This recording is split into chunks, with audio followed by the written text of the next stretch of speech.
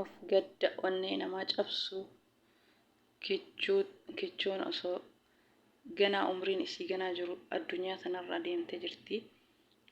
Duutii shamarranii fi duutii daa'immanii biyya kana keessatti baay'atee jira. Rabbiin dhugaa isii haa baasu. Nuti dhugaa isii hin beeynu, bira hin jirru, quba hin qabnu. Sooshaal miidiyaa irratti namoonni garaagaraa waan hedduu jedhanii dubbiin nama hundaatu dubbii garaagaraati jechuu dubbii tokkoo miti. Ka quba qabu immoo rabbiin haqa isii haa baasu, dhugaa isii haa baasu. Duuti shamarran keenya, duuti daa'imman keenya hedduu baay'atee jira biyya keenya keessatti. Rabbiin haqa miidhamaa hundaa rabbi haa baasu. Hin beekamu jechuudha. Namoonni hedduu daa'imman hedduutu dabree, dubartii hedduutu dabree kun fooqirraa kuftee jedha, kun nama ajjeese jedha. Bakka hin beekamu wanti namni jedhu nama waan hedduudha. Kun doktorri ganaa ilaalaa jira, wixxeetiin hin beekamne jira. Dhugaan haa baatu, rabbiin dhugaa isii haa baasu.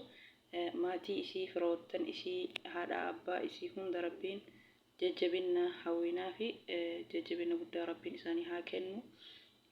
Isii ganaa lafaa dhuftu kichuu tana dhabuun baay'ee nama gaddisiisaa jechuudha.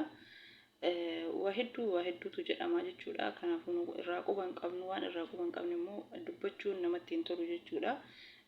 Odeeffannoo dhugaa, odeeffannoo qabatamaa, odeeffannoo yoo dubbatanii illee namatti tolu das nama jedha. Kanaafuu gaddaa guddaa onnee namaa cabsuu hunduma keenya qalbii cabsaa jechuudha. Shamarran keenya ganaa lafaa dhufeettiin simbo qabeettii ganaa lafaa dhufeettiidha jechuudha. Daa'imman kichuu ganaa lafaa ol dhufan ka boru biyyaaf waan tokko jijjiiruu danda'an, biyyaaf abdii guddaa ta'an, akkasuma shamarran akkasuma daa'imman addunyaa tanarra deemaa jiranii jechuudha. Du'a isaanii dhaga'u malee maaliif akka isaan miidhaman wanni nu arginu, wanni dhageenyu hin jiru jechuudha. Kanaafuu rabbiin gahee haa jedhu ka biyya keenya kanaa jechuudha. Shamarran gaafii tokko malee du'uun, daa'imman gaafii tokko malee du'uun kana rabbiin gahee jedhee nurraa haa dhaabu. Wallahi lubbuun namni tokko yoo wal jaalate waliin jiraachuudha, yoo wal jibbe immoo waluma dhiisuudha jechuudha. Hiriyallee ta'ee dhiirsallee ta'ee abbuma kamuu yoo ta'e maali dhimma lubbuu nama wal baasu wal balleessuun faayidaa takka illee hin qabu jechuudha. Wal miidhuu yoo taate malee inni haa badu ani haa jiraadhu yoo taate malee namni sunillee hangam addunyaa tanarra ka jiraannuu fi wal dadhabna jechuudha. Jireenyi addunyaa kunuutu gabaabadha jechuu yeroo ammaa kana namni umrii xixiqqaan deemaa jira jechuudha. Umrii 30, umrii 40 yoo guddate akka 50 tura. Nama muraasa jechuudha ka ilmeen deeme addunyaa kanarraa deemu. Yeroo ammaa kana akka alaamaa qiyaamaa isaanii sababni namni du'eef du'uma dhagaa malee sababni namni du'eef hin beekamu jechuudha. Kanaaf rabbiin kana maraanoo awwachuu hamtuu rabbiin irraa haa qabu. Shamarran keenya rabbiin hunduma isaaniitu, daa'imman keenya shamarran keenya hunda isaaniitu rabbiin haa tiisu, hamtuu irraa haa tiisu. Egaa hordoftoota kiyya assalaamu alaikum wa rahmatullahi wa barakaatu. Kabajamtootaa fi daawwattoota hordoftoota YouTube channel kee jalatti argamtan hordoftoota keerroonni hanga amma hordoftoota hedduu naaf galatoomaa. Warroonni haarootatanillee ani haa dhufu baga dhuftanii gama YouTube channel kiyya isiniin jedha.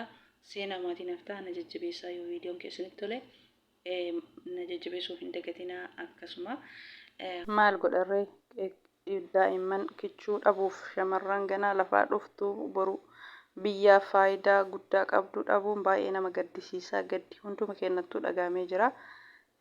Wanti kun hedduu deddeebi'ee jira. Wanni akkana maal godha rabbiin haa laaffisu, rabbiin dhugaa isii haa baasu, rabbiin biyya isitti haa haphisu. Maatii isii, firoottan isii, hiriyoottan isii, abbaa manaa isii hunda isaaniitu rabbiin jajjabinaa fi obsa sabrii rabbiin haa kennuu fi isii kichuu lafaa dhuftuu sana dhabuun baay'ee nama gaddisiisa. Gadda dhugumaan onnee namaa cabsuudha, qalbii namaa cabsuudha jechuudha. Wanti nama rifachiisaa jechuudha. Rabbiin yoo ka ofii yookaan ofii of ajjeeste jedhanii yookaan nama ajjeese jedhanii yoo ofii of ajjeestullee taate namni tokko aarii to'achuu hin danda'anii jechuudha. Miira aarii san of qabuu hin danda'anii jechuudha. Obsanii waan san itti yaadanii of dhageeffatanii awwala itti yaadanii ilaalanii buru haadha kiyya miidhamaa, abbaa kiyya miidhamaa, fira na jaalatutu miidhamaa, namni gariin nama jibbullee haadhaaf abbaan ofii firri ofii kan nama jaalatu qalbiin isaanii caba jechuudha. Akkasuma sabni nama jaalatullee qalbiin namatti caba jechuudha. Maaliif himimmaa yoomuu nama keessaa hin baane gadda yoomuu nama keessaa hin baane rifaataa jechuudha. Namoonni aariif waan tokko of to'achuu dadhabdanii tarkaanfii ruhaa keessan irratti fudhattanii waan akkana kana irraa fusachuu qabdanii jechuudha. Maaliif ka du'e haa badu malee ka jiru waan ta'u kanaafuu balleessuun barbaachisu. Jiruu addunyaa tana bar gabaabduudha. Hin turruslee daddafnullee duuti akka marartu nurraa hin haftu. Aarii waan boru darbuuf jecha tarkaanfii du'aa ofirra fudhannee of balleessine yoo haadha abbaa keenya firoota nu jaalatuuf namoota nu jaalatu qalbii cabsine malee uummata akka ofii of ajjeesuun faayidaa hin qabu jechuudha. Gaafa guyyaan keenya gahe addunyaa tanarraa deemuun keenya hin hafuu jechuudha. Jaalannus jibbinullee duuti addunyaa tanarraa waan nuuni oolle jechuudha. Kanaafuu yoo akka jedhan aariif isiilleen of ajjeestu taate shamarran keenya irraa fudhatuu qabna.